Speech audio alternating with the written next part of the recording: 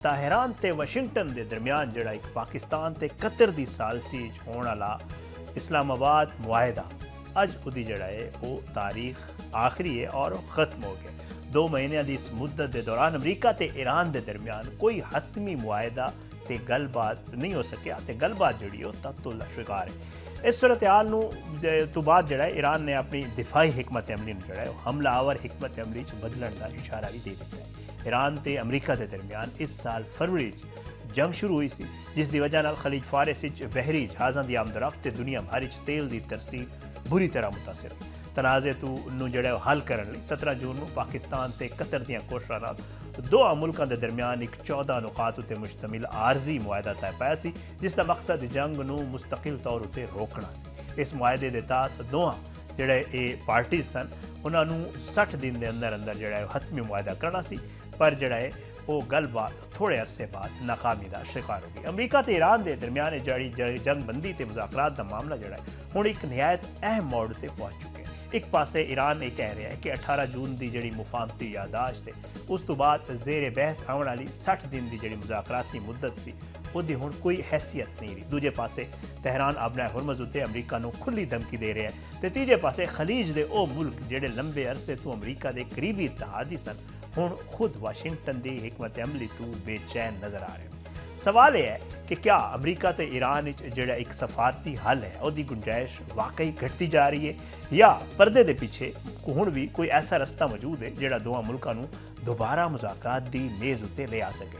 Iran की वजारत खारजा के तर्जमान इस्माइल बुकाई ने 60 दिन की जी डेडलाइन है वो बारे तहरान का मौकफ वाजे करते हुए कहा कि 18 जून की मुफाहमती यादाश्त बाकायदा तौर पर ऐसी कोई शिक मौजूद नहीं सी जिहड़ी मुज़ाकरात नूं लाजमन जिहड़ा है वो 60 दिन के अंदर मुकम्मल करने की पाबंद कर दी होए।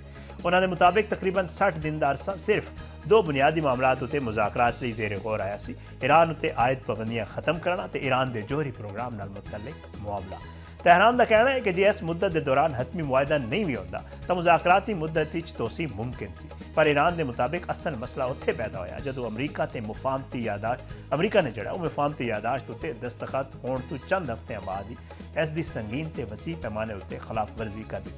बुकाई के मुताबिक इस खिलाफ वर्जी की वजह तो जड़ा मुज़ाकरात का अमल शुरू ही नहीं हो सकिया तो जड़े मुज़ाकरात सन वो अगे वध ही नहीं सके और 60 दिन की मुद्दत उत्ते ते बहस जड़ा फिर गैर मुतल्लिक ही हो गई। यानी तहरान का पैगाम साफ है ईरान किसी अल्टीमेटम दबाव या मुकर्ररा तारीख के तहत फैसला नहीं करेगा पर इस बयान के पीछे एक और बुनियादी मसला मौजूद है तो वो एतमाद की कमी। अमरीका को शक है कि ईरानी मुज़ाकराती टीम जी गल कर रही है क्या वो वाकई ईरान के सारे ताकतवर हल्कों की हिमायत न कर रही है तो ईरान को शक है कि अमरीका जोड़े वादे मुज़ाकरात के दौरान करता है क्या उन्होंने वादियां उत्ते कायम भी रहेगा। शायद इस एतमाद के बुरान का सब तो दिलचस्प सबूत अमरीकी न्यूज़ वैबसाइट एक्सियोस की वो रिपोर्ट है जी अमरीकी इंतजामिया की एक मुबैना खुफिया कोशिश सामने ले आई है। रिपोर्ट के मुताबिक ट्रंप इंतजामिया ने ईरान के सरकारी मुज़ाकरातकारों के अलावा पाकिस्तान इनकलाब की क्यादत तक भी बरह रास्त पहुँचने की कोशिश की थी। इस खुफिया बैक चैनल लई इराकी कुर्दिस्तान के सदर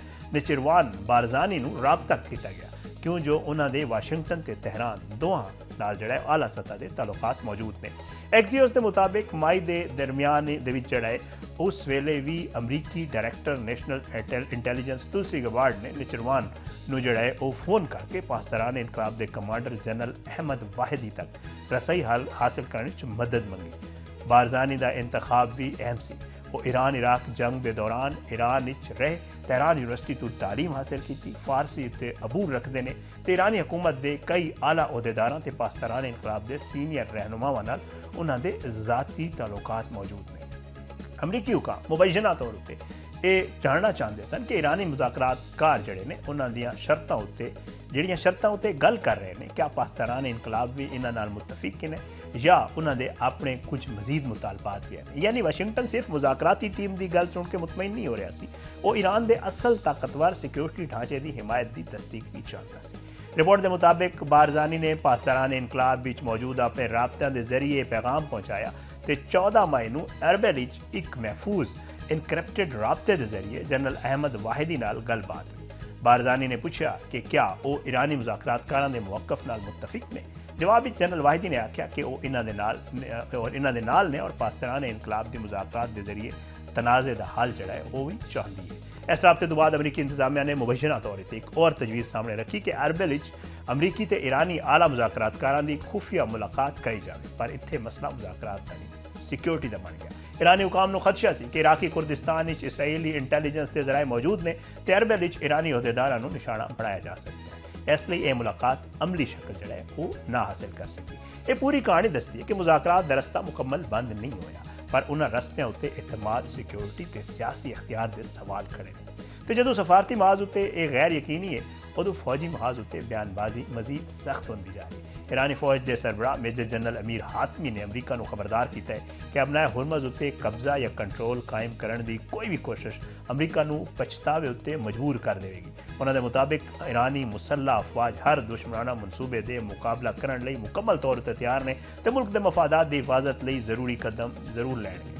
अपना हुरमज की अहमियत नूं सिर्फ ईरान ते अमरीका के फौजी तनाज़े तक महदूद नहीं किया जा सकता। खलीज फारिस नूं खलीज ओमान ते बहर अरब नाल मिलावन वाला एक अहम समुद्री रस्ता है जिथों आलमी सतह उत्ते तेल की एक वड्डी मिकदार मुंतकिल होती है। इसलिए जे हुरमज विच बहरी आमदरफ्त मुतासर होती है तो वह असर सीधा सीधा आलमी मार्केट विच पैंदा है। तो हुण वही असर नज़र भी आ रहा है। अमरीका ते ईरान जिहड़े अमन मुज़ाकरात पेशरफ्त के इम्कानात घट होए ने ते अपना हुरमज विच बहरी जहाज़ां की आमदरफ्त सुस्त पई है।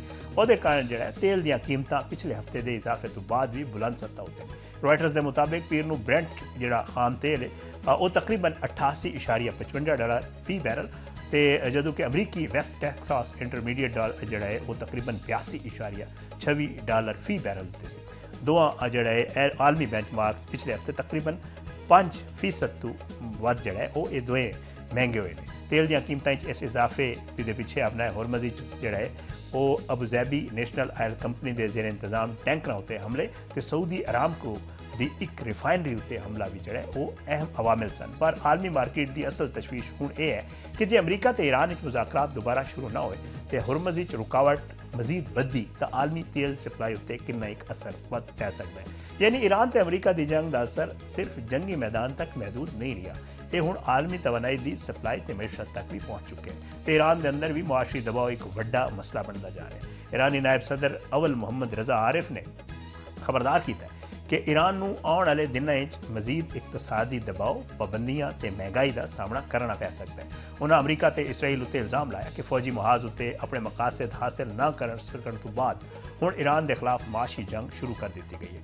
आरिफ के मुताबिक मकसद ईरान की मीशत नूं कमज़ोर करना ते जिहड़ी महंगाई है और समाजी बेचैनी पैदा करने लई इस्तेमाल करना जोड़ा इस सारे मामले का मकसद हो सकता है। ईरान का मौकफ है कि वह बैनुल अक़वामी कवानीन की पासदारी लई तैयार है, पर अपने कौमी जोड़े हकूक ने उत्ते कोई समझौता नहीं करेगा।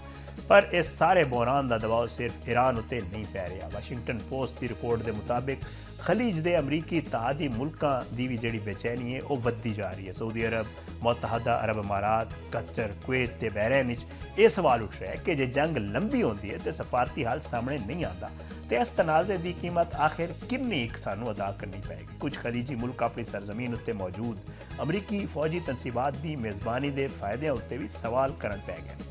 एक मगरबी सफारतकार के मुताबिक पहले अमरीकी फौजी अड्डियां नूं एक ऐसी चीज़ समझ के बर्दाश्त किया जाता सी जिहड़ी मजबूरी कबूल करनी पैंदी है। पर हुण सवाल है कि शायद इन्हां दी ज़रूरत उत्ते जिहड़ा वो दोबारा गौर करना पै जाए। पर दूसरी हकीकत यह भी है कि खलीजी मुल्क सिक्योरिटी के मामले हुण भी वाशिंगटन उत्ते इनसार करते हैं।